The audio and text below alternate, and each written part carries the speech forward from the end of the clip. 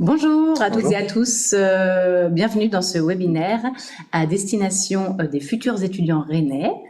Je m'appelle Lise, je suis chargée de l'accompagnement des étudiants internationaux au CMI Rennes. Et bonjour, moi je m'appelle Gwen, je m'occupe de toute la partie liée au logement, toutes les questions liées au logement pour tous les étudiants, les doctorants et les chercheurs du Centre de mobilité internationale de Rennes. Donc, le Centre de mobilité internationale de Rennes, CMI Rennes, c'est quoi? C'est un centre mutualisé chargé de l'accueil et de l'accompagnement des étudiants, doctorants et chercheurs internationaux de 14 établissements que vous voyez sur la slide, les 2 universités rennaises et 12 grandes écoles, mais aussi pour les doctorants et les chercheurs, des laboratoires, le CHU, etc. Donc, tous les étudiants, doctorants, chercheurs de ces établissements peuvent bénéficier de nos services gratuitement tout au long de l'année et de leur séjour à Rennes. On a tout un dispositif d'accueil, donc à destination de ces publics, un guichet d'accueil pour toutes les démarches administratives. Donc démarches administratives liées au séjour, visa, titre de séjour, renouvellement, changement de statut après les études, etc. Affiliation, sécurité sociale, obtenir la carte vitale, mais vraiment toutes les questions que vous pourriez avoir lors de votre séjour à Rennes et qui vont permettre une bonne installation à votre arrivée. Il y a des contenus multimédia sur notre site, plein d'informations, un FAQ selon différentes thématiques, et aussi sur les réseaux sociaux. On poste régulièrement des informations sur la ville, mais aussi sur les démarches administratives, etc. N'hésitez pas à nous suivre. Nous faisons en début d'année des accueils privilégiés pour les nouveaux arrivants, demandés par les établissements, mais aussi à votre demande. N'hésitez pas, si vous êtes un petit groupe d'une école, à demander à être reçus ensemble, en nous demandant par email. Et vous pouvez aussi réserver un rendez-vous à votre arrivée sur notre site. Donc là, rendez-vous individuel, où on prendra le temps de faire le point avec vous sur toutes les démarches, tout vous expliquer, les faire avec vous si nécessaire, et aussi vous parler des éventuelles démarches à venir. On propose aussi des activités culturelles tout au long de l'année. Je reviendrai dessus ultérieurement. Mais voilà, le CMI, c'est une aide administrative à l'installation, mais aussi tout un programme culturel à destination des étudiants, doctorants et chercheurs internationaux afin que vous puissiez profiter de votre séjour à Rennes, en Bretagne et en France. Nous possédons aussi un guide d'accueil des étudiants internationaux qui est disponible en ligne sur notre site. C'est un guide bilingue français-anglais avec tout un tas d'informations sur des informations généralistes sur voilà, la région, la ville, le système éducatif français, les banques, voilà, le système de santé, mais aussi un petit point sur le séjour, aussi pour par exemple les enfants qui vont à l'école, pour éventuellement les doctorants chercheurs qui viennent avec leur famille. Voilà, il y a vraiment tout un tas d'informations. N'hésitez pas à le consulter en ligne. Il y a aussi des adresses, voilà, des conseils pratiques, donc à consulter sur notre site. Pour aller plus en détail dans votre installation en France, donc déjà félicitations pour votre admission et votre futur séjour à Rennes. Donc vous êtes actuellement dans les démarches pour l'obtention de votre visa. Ensuite, à votre arrivée, vous devrez, pour la plupart d'entre vous, le valider. Donc, on peut vous aider dans cette démarche.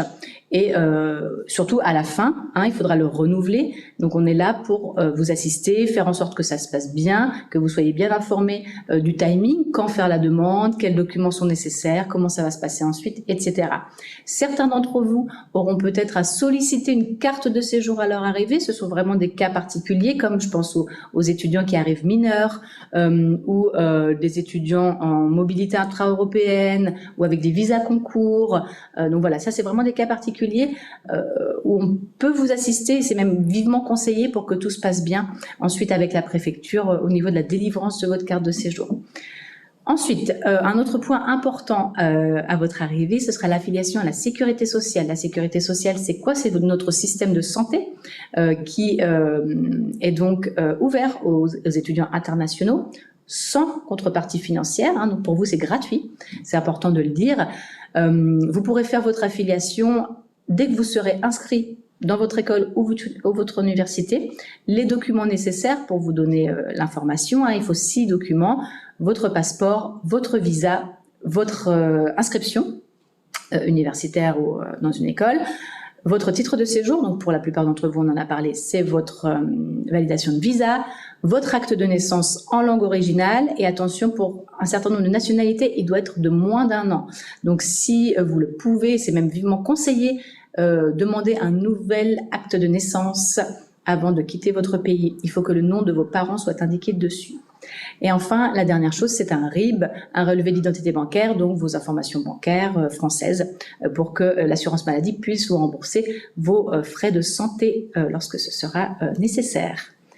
On peut aussi vous renseigner au niveau de vos droits au travail. En tant qu'étudiant international, vous pouvez avoir un job étudiant à côté de vos études afin de payer votre loyer, vivre en France. Donc ce nombre d'heures de travail est limité, mais on peut vous renseigner sur ce que vous avez le droit de faire, de ne pas faire, et aussi vous donner des pistes de recherche pour ceux qui le souhaitent. Et enfin, il y a un guide en ligne aussi, trouver un job disponible sur notre site. N'hésitez pas à le consulter, peut-être quand vous serez arrivé. Ce sera plus simple une fois que vous serez installé, évidemment, pour chercher un job étudiant. Le programme culturel dont je parlais précédemment. Donc, ce sont des excursions organisées 3 samedis par semestre, donc 6 samedis au total sur l'année.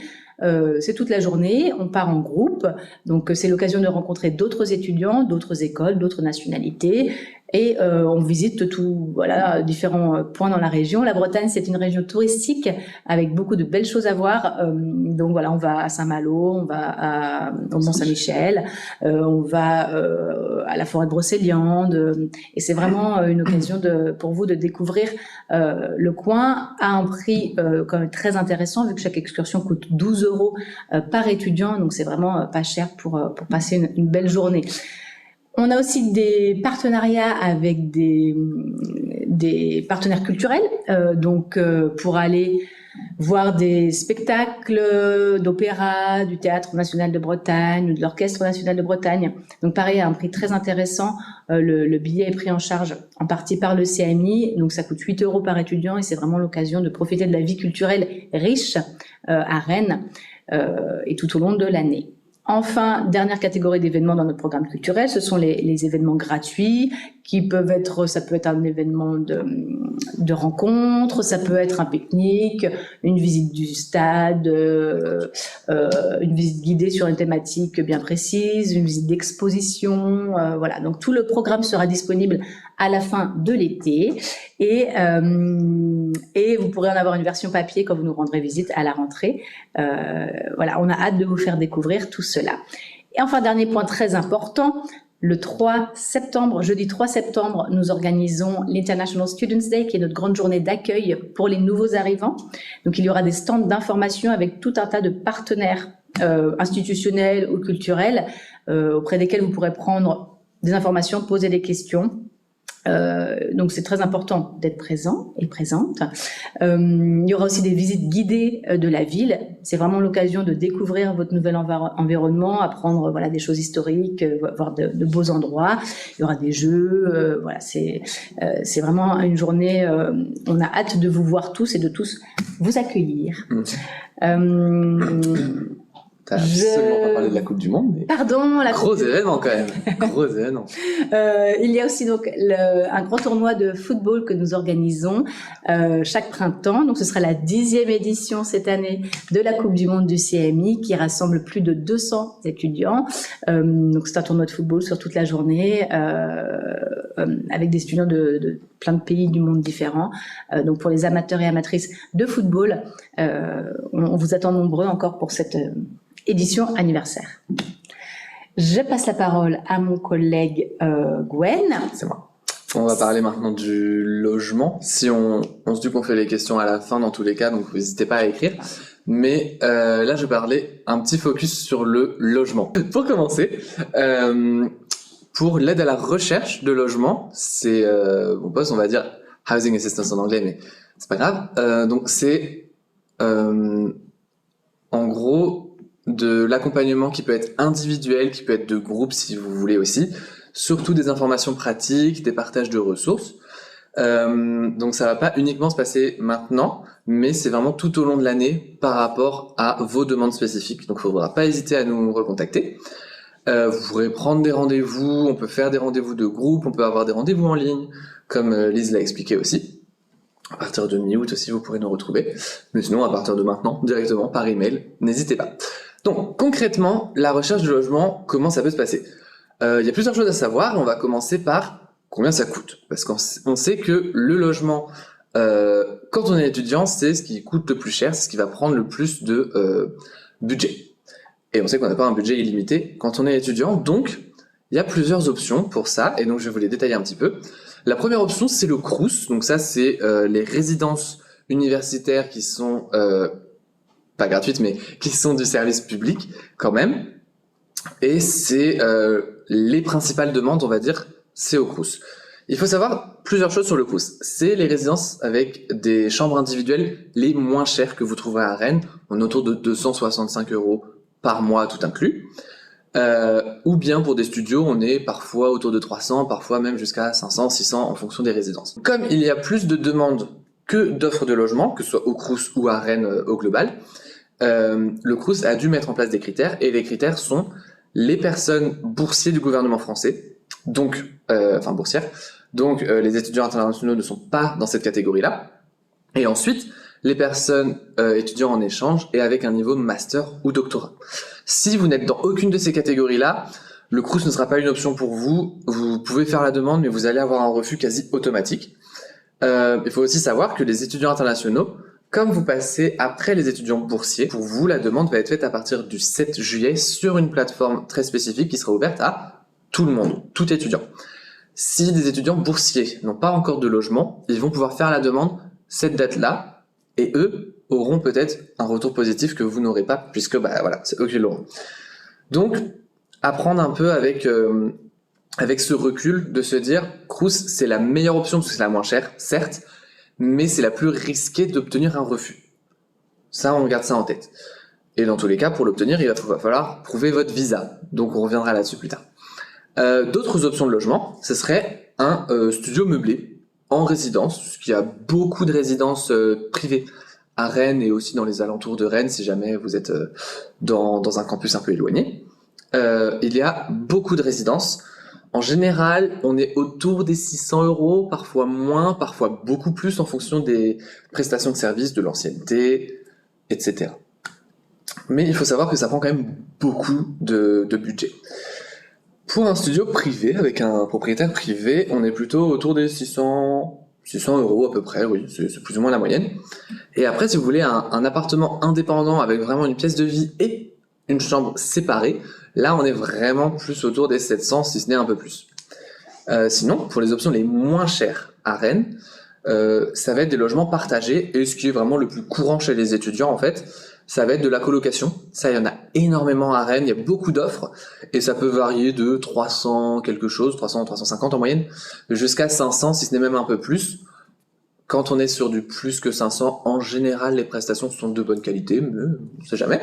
Et sinon, une chambre chez l'habitant. Là, on est plutôt autour des 300 €, 400 € maximum, vraiment. Le prix peut être un peu réduit si on vous demande par exemple d'aider aux tâches ménagères. Si le propriétaire vous demande ça, c'est bien encadré, il y a des ressources pour ça, vous inquiétez pas. Si vous avez des questions et des envies par rapport à ça, contactez-moi. Ensuite, une fois que le point prix il est fait, on peut se partir sur le où est-ce qu'on va pouvoir chercher notre logement. Et donc pour ça, la localisation du logement que vous allez chercher, elle dépend fortement de votre budget. Pour résumer, plus vous êtes proche du centre-ville et proche des campus, plus le logement va être cher. Plus vous vous éloignez du centre-ville et des campus, moins le logement sera cher, de 1, ce qui peut être un bon point, mais aussi, ça reste tout aussi facile d'aller vers votre campus. Parce que Rennes fait partie de Rennes Métropole, donc c'est toutes les autres villes qui sont autour de Rennes, et ils sont toutes très bien reliées, que ce soit en train, en bus, parfois même en métro. Donc c'est-à-dire que vous pouvez habiter en dehors de Rennes ou dans un quartier qui n'est pas le quartier de votre université, et vous rendre à votre université tous les jours avec les transports en commun. En plus pour les étudiants c'est pas très cher, on est autour de 26 € par mois, si je me trompe pas, pour les Les transports en moins de commun. 26 ans. Pour les moins de 26 ans. Après, on pourra avoir les autres options sinon. Mais même pour le train, si vous décidez d'habiter un peu plus loin, le train, ça peut être très rapide. Et en gros, en général, dans Rennes, on est à une demi-heure. Même si on habite dans le sud de Rennes, mais qu'on veut aller dans le nord, ça peut à peu près une demi-heure. Rennes, c'est assez petit, donc faut pas hésiter. Et c'est un peu le temps de trajet moyen pour tout le monde. Donc, ne pas hésiter aussi à chercher en dehors des quartiers universitaires et du centre-ville pour trouver moins cher. Et c'est là aussi où il y aura plus d'options, évidemment, ça vous ouvre plus d'options. Si on continue, maintenant, comment est-ce qu'on trouve un logement ? Enfin, déjà, comment est-ce qu'on cherche bien son logement ? Donc pour ça, il y a plusieurs moyens. On peut passer par une agence qui va être très demandeuse de documents. Donc on va revenir sur les documents par la suite, mais il va falloir aussi prévoir déjà, si vous passez par une agence et vous signez un contrat de location avec une agence, il faut garder en tête que vous allez devoir payer des frais d'agence. Et ça, vous ne pourrez pas y échapper, il va falloir les payer. Vous pouvez, sinon, au lieu de passer par une agence, passer par un propriétaire privé. Là, vous n'avez pas de frais à payer, c'est gratuit. Vous faites les visites, c'est gratuit. C'est avec les agences aussi d'ailleurs, mais vous n'aurez pas de frais d'agence à payer si vous passez pas par une agence, mais par un propriétaire privé. Par contre, comment est-ce qu'on trouve le propriétaire ? Vous avez les sites qui sont sur la diapo en jaune. C'est tous les sites. Vous pouvez sinon chercher des résidences privées. En général, c'est des résidences étudiantes. Ils font étudiantes et jeunes actifs. Parfois, c'est un peu les deux. Et je reviens en général, elles sont aussi souvent bien réservées en avance. Donc, à voir s'il reste de la place et en fonction des procédures, si ça vous plaît, si ça vous plaît pas. Tentez votre chance quand même, on sait jamais. Mais ça peut être un peu compliqué. Sinon, il y a des résidences jeunes ou les auberges de jeunesse plutôt pour les moins de 30 ans, mais c'est plutôt pour du court terme, ça. Ça peut vous permettre au moins d'obtenir votre visa. Ce sera déjà ça.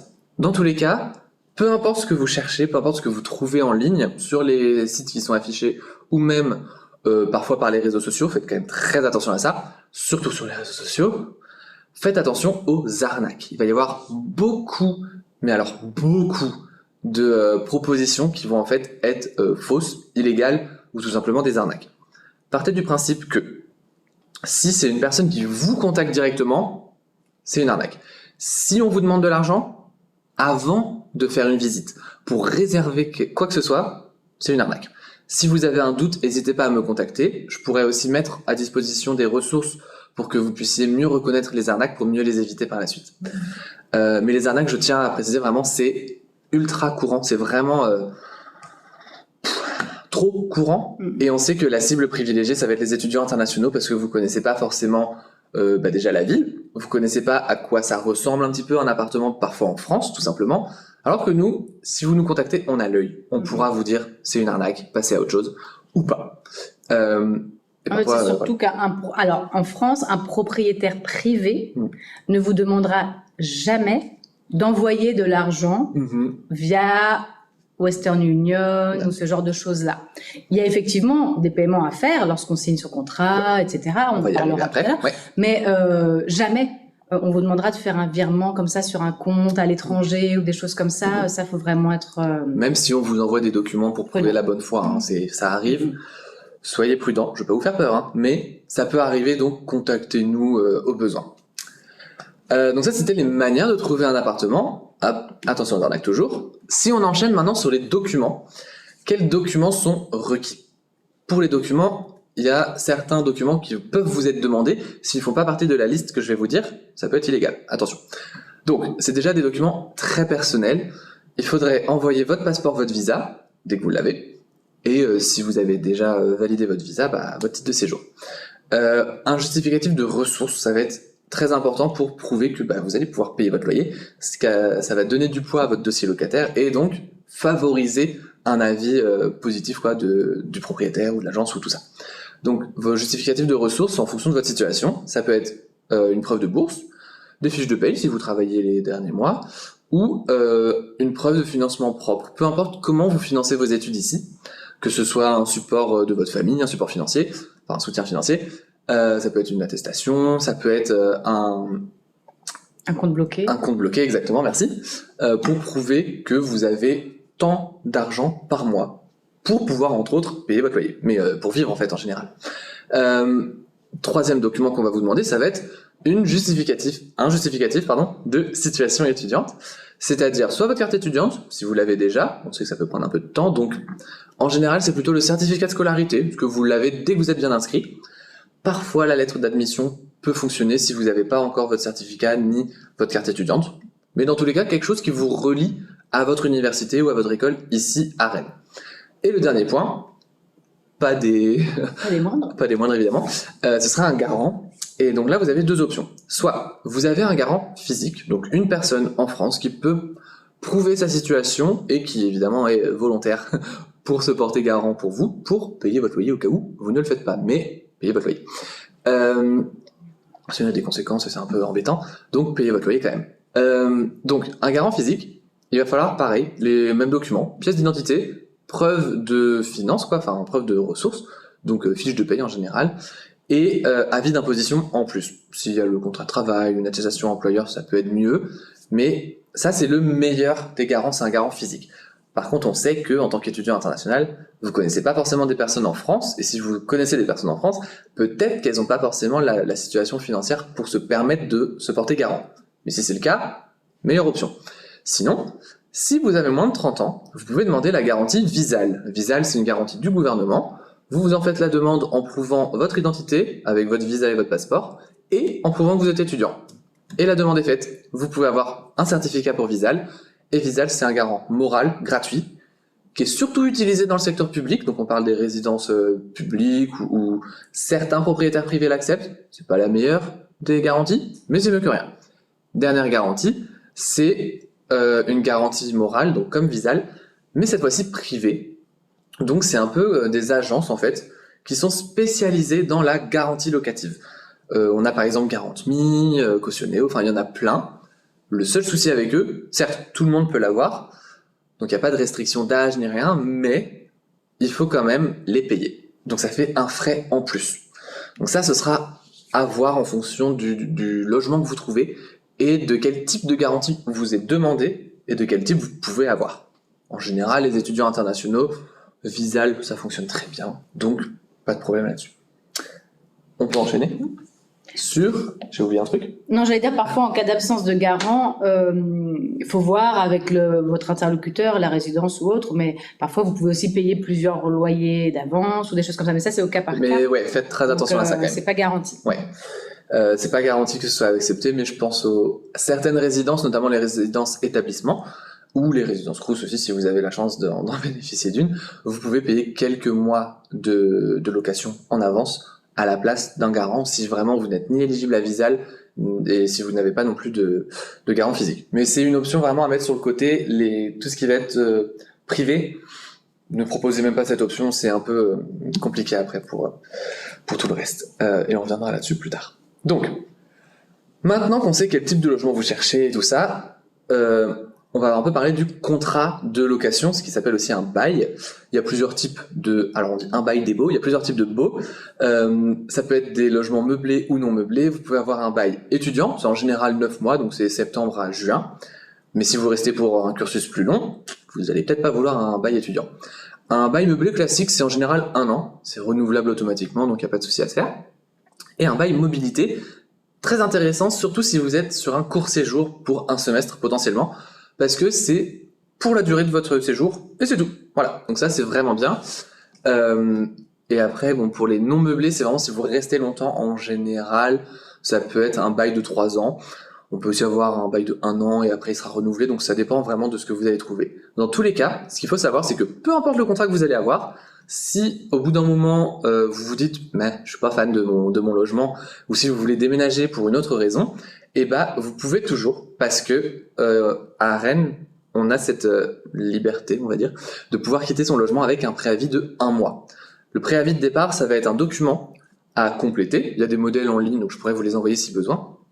Vous complétez un document et vous le donnez au propriétaire, à la résidence ou à l'agence, peu importe. Et à partir du moment où le bailleur, donc propriétaire, agence ou résidence, le reçoit, vous avez 1 mois pour quitter votre logement. Ce qui vous permet, vous, de potentiellement trouver un autre logement moins cher, plus adapté à vos besoins si vous en avez d'autres. Et donc, c'est un peu plus simple après de déménager. hop, on peut enchaîner voilà, sur qu'est-ce qu'il faut maintenant prévoir comme coût directement. Là, on a dit, vous avez fait vos recherches, vous avez trouvé un logement potentiel qui vous intéresse, mais où là, combien ça va coûter?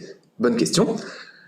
Dans tous les cas, vous allez devoir payer votre premier mois de loyer à la signature du contrat. Donc vous signez votre contrat et vous, en fonction de la date du début du contrat, vous allez devoir signer votre premier mois de loyer. Si vous signez au 15, eh bien vous payez que du 15 au 30 ou à la fin du mois. Ce qui vous fait la moitié d'un loyer. Mais quand même, ça fait quand même pas mal.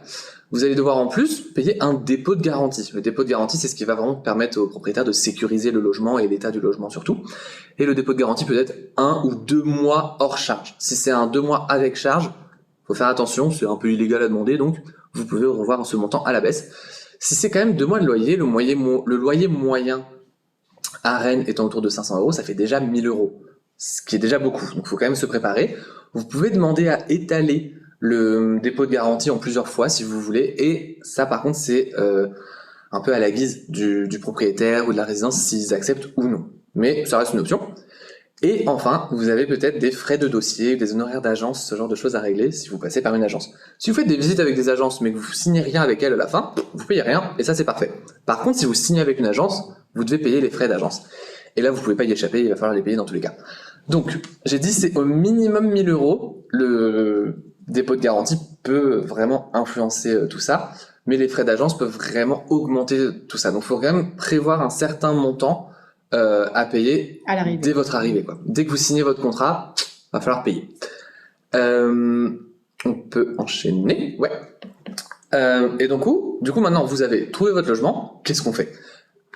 Première chose, et pas des moindres, ce serait l'assurance habitation, parce que c'est obligatoire.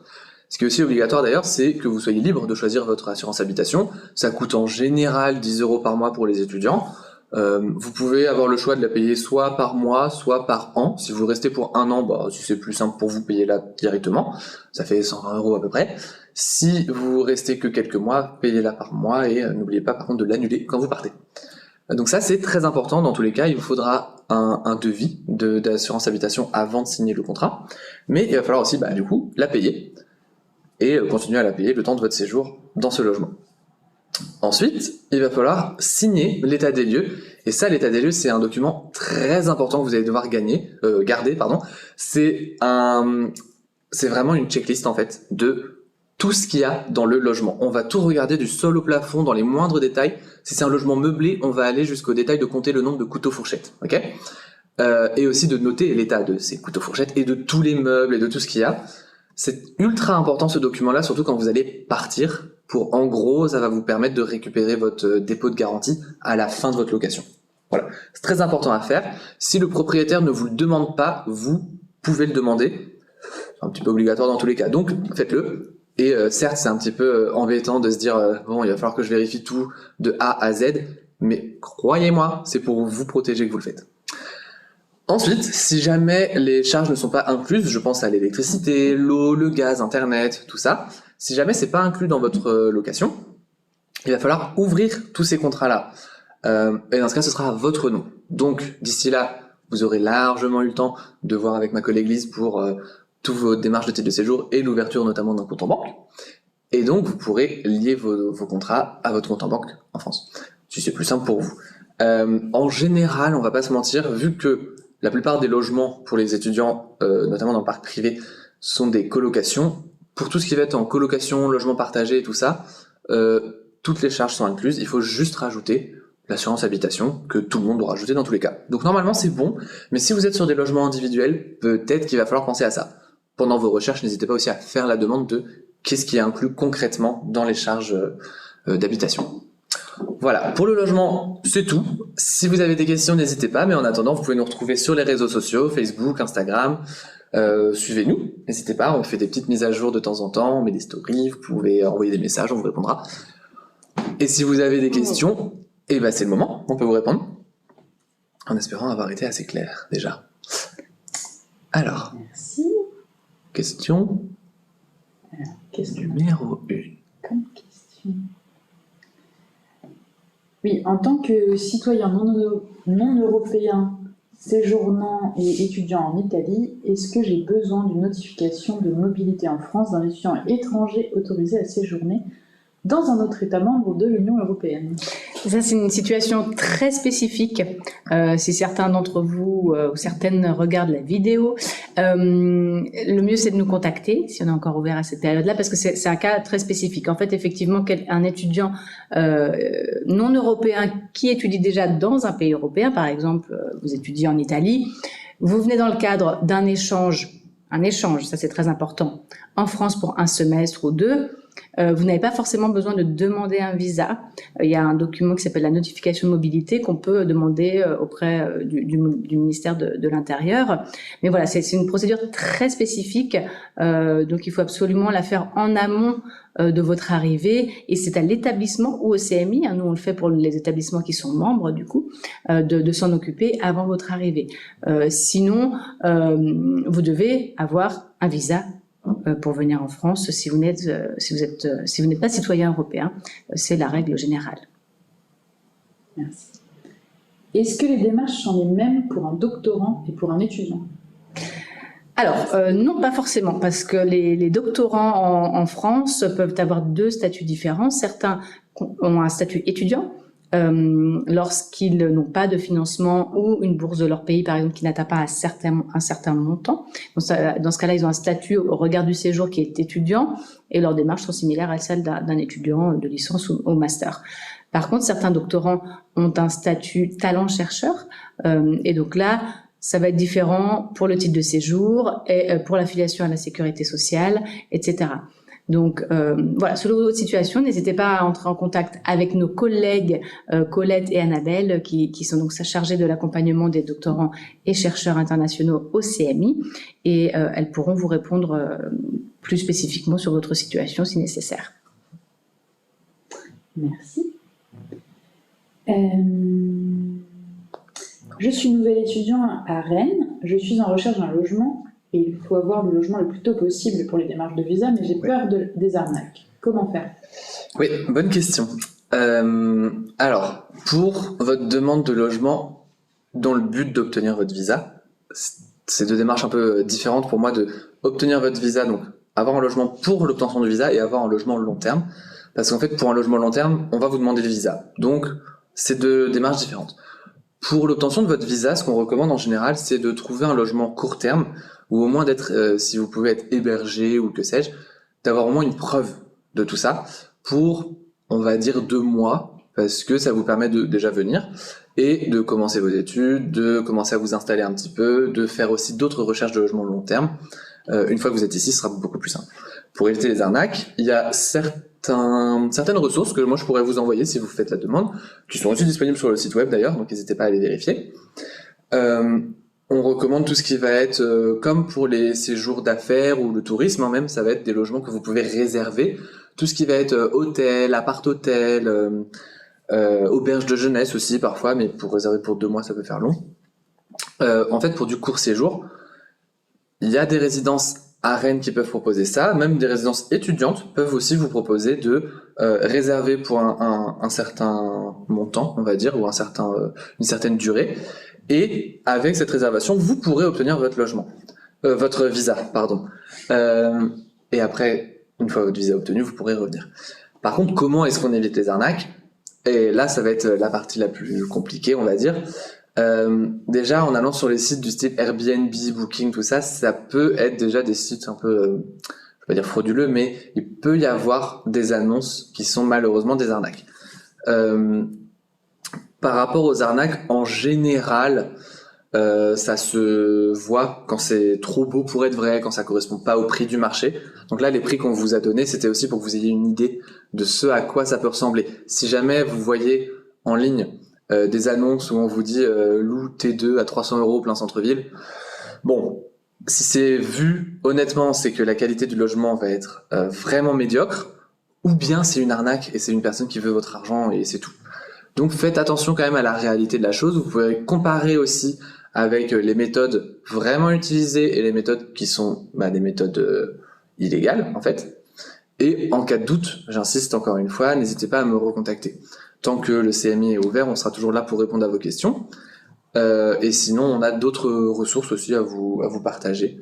Donc faites bien attention et après aussi faites-vous un petit peu confiance de ne pas tomber dans des arnaques non plus. Si vous sentez que il y a un truc bizarre, c'est sûrement ça. Donc, faut vous faire confiance aussi. Je reviens par rapport à ce que tu disais pour l'obtention du visa. Vous pouvez avoir un logement temporaire pour l'obtention du visa et ils vous demandent pas une réservation très longue. Ils vous demandent pas 2 mois. Nous, c'est ce qu'on vous conseille, nous, parce qu'en fait, pour le visa, vous pouvez avoir un logement temporaire réservé pour 2-3 semaines, mais dans la réalité du marché locatif à Rennes, 2 semaines de réservation, ce sera pas assez pour trouver un logement à Rennes, surtout à la rentrée. Et vous vous retrouverez au bout de 2 semaines avec rien et en difficulté. Donc nous, on vous conseille, si vous réservez un logement temporaire pour le début, de réserver 1 mois minimum, voire 2, parce que vraiment le mois de septembre, c'est très très compliqué. Ouais. À partir d'octobre-novembre, de toute façon, les recherches sont plus fluide, peut-être, il y aura peut-être des départs, il y aura plus d'offres sur le marché et moins de concurrence parce que tout le monde aura trouvé ou tout le monde sera parti. Donc voilà, en général, ce sera mieux en octobre ou en novembre. J'espère que ça a répondu à la question. En tant que citoyen européen, de quels documents ai-je besoin pour l'assurance maladie ? Alors, si vous êtes citoyen européen, vous ne vous affiliez pas à l'assurance maladie française, vous restez affilié à votre système d'assurance maladie de votre pays d'origine. Vous devez en revanche demander une carte européenne d'assurance maladie avant de venir, et donc ce sera votre assurance maladie de votre pays qui continuera de vous couvrir lors de votre séjour en France, notamment pour les étudiants en échange qui ne viennent que quelques mois. C'est comme ça qu'on procède. Pour les résidences des établissements, tels que celle de l'INSA, est-ce que j'ai besoin d'un garant ? Alors, pour les résidences établissements, et comme pour toutes les résidences dans tous les cas, si vous avez un garant physique, c'est parfait. Si vous n'en avez pas, en général, Visal sera accepté. Les résidences privées, peut-être acceptent moins souvent Visal. Mais oui, dans tous les cas, un garant vous sera demandé, ou au moins, si vous n'avez pas de garant, ça va dépendre vraiment de chaque résidence. Faites la demande, en fait, honnêtement, parce que soit vous pouvez avoir Visal et dans ce cas-là, Visal peut fonctionner, mais si vous avez un garant physique, dans tous les cas, ce sera accepté. C'est vraiment le meilleur garant. Entre Visal, garant physique et autres garants privés moral, on va dire, le garant physique sera toujours accepté. Visal peut être accepté, peut être au contraire rejeté, mais en général, c'est bon pour les résidences établissements. Visal, c'est bon, un garant physique, c'est bon. Mais il faut un garant. Mais oui, il faut évidemment un garant. Voilà, oui. Et si j'ai des questions, est-ce que je peux vous contacter sur les réseaux sociaux ? Oui. Oui, évidemment. Facebook et Instagram sont affichés, donc n'hésitez pas à nous suivre déjà. Envoyez des messages et après on vous répondra. Mais sinon, envoyez un email. Privilégiez les emails, ce sera tout aussi simple parce que sur les réseaux sociaux, voilà, c'est pas la personne qui gère les réseaux sociaux qui gère aussi forcément les réponses. Donc le mieux, si vous avez des questions vraiment spécifiques de type de séjour, de visa, de logement, c'est de diriger directement votre question à l'email concerné, donc soit celui du bureau étudiant, soit celui du bureau logement ou du bureau Access pour les doctorants chercheurs. Important aussi, nous avons des permanences en ligne tous les mercredis matins de 9h30 à midi dans les bureaux virtuels du CMI où vous pouvez vous connecter et venir poser vos questions à la personne concernée en direct. Donc voilà, tous les mercredis 9h30 midi. Et si cet horaire-là ne vous convient pas, vous pouvez aussi tout à fait depuis l'étranger réserver un rendez-vous avec nous sur notre site. Ensuite, vous nous faites un mail en disant voilà, j'ai réservé un rendez-vous tel jour, telle heure, est-ce qu'on peut le faire en ligne ? On vous enverra un lien pour s'entretenir avec vous et répondre à vos questions. Oui, parce que les horaires de notre plateforme et les horaires des rendez-vous sont basés sur l'horaire d'ici de Rennes. Donc faites attention avec le décalage horaire quand même pour qu'on puisse se voir dans les meilleures conditions et les meilleurs délais. Voilà, comme ça, dans tous les cas, on vous répondra. Si c'est bon pour vous, ici, il n'y a plus de questions. Et merci d'avoir suivi. Et au plaisir de vous revoir en septembre, au 3 septembre en tout cas, pour notre International Students Day, notre journée d'accueil. Voilà. Et à très bientôt et bon été d'ici là. Bon été, au revoir. À bientôt.